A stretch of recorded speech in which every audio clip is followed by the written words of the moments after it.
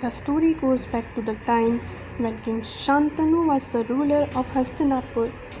Shantanu had married Ganga, who later gave birth to a son, but she drowned the child. Shantanu could not ask her the reason because of his promise, lest she would leave him.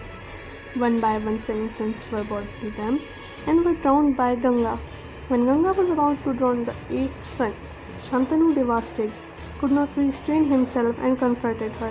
Ganga was sad that Shantanu had broken her promise, and as a consequence, she had no option but to leave him. Before leaving Shantanu, Ganga explained her actions. The childs she had drowned were the demigods who had been cursed to be born as humans. She had been freeing them from their curse, but now the eighth one was to live the curse on the earth.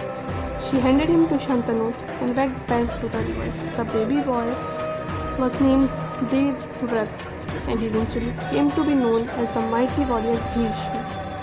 Time passed by. Devvrat was a handsome prince, but King Shantanu was all alone. A feeling of loneliness and sadness had crept into him. At such times, Shantanu used to take long walks in the forest besides the Yamuna. In one such a walk, a particular fragrance attracted him, and he wanted to find the source of such a beautiful aroma. This led him to the riverbed, where he met Satyavati, the daughter of the head fisherman, and immediately was smitten by the love bug.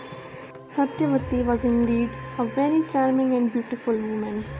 Satyavati's father agreed to the marriage on condition that the son born of her daughter would be heir to Shantanu's throne. आशाओं पर टिका ये सारा संसार है, परंतु मनुष्य का मन इच्छाओं का भंडार है। यदि इच्छाओं पर अंकुश न हो तो जीवन अंधकार है। जब छोटी छोटी आंखों में सारा संसार समा सकता है, तो छोटी इच्छा रखकर मैं ईश्वर का अपमान क्यों करूं? Shantanu was unable to give his word on accession as his eldest son Devvrat was the heir to the throne. However, when Devvrat came to know of this and for the sake of his father, gave his word to the head fisherman.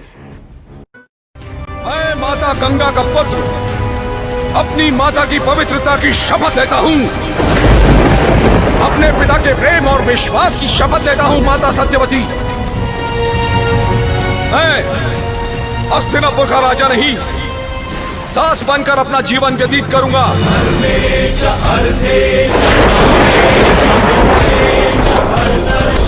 आपके पुत्रों को राज्य दिलवाऊंगा और उनका भविष्य सदा सर्वदा के लिए सुरक्षित रहे। इसलिए स्वयं कभी विवाह नहीं करूंगा।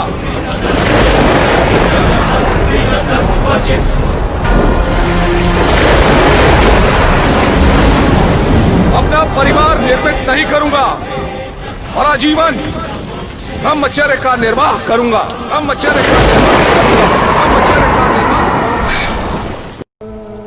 तुम अद्भुत हो पुत्र। उपकार तो बहुत लोग करते हैं, परंतु उपकार को कर्तव्य का नाम देने की शक्ति बहुत कम लोगों में होती है। मुझे तुम्हारे ऋण उतारने का अवसर दो पुत्र, मुझसे कुछ मांगो। एक ही वरदान दीजिए पिताश्री। जब तक हस्तिनापुर के सिंहासन पर धर्म और सामर्थ्य दोनों एक न हो जाएं, तब तक मेरी मृत्यु न हो। मैं तुम्हें इच्छा मृत्यु का वरदान देता हूँ। तुम्हारी इच्छा पूछे बगैर यमराज तुम्हारे पास नहीं आएंगे। तुम जिस समय, जहां और जिसके हाथों मृत्यु का वरण करोगे, तभी और वही उसी माध्यम से तुम्हें मृत्यु प्राप्त होगी। लोग सदैव तुम्हारा पूजन करेंगे और तुम्हें भीष्म के नाम से संबोधित करेंगे।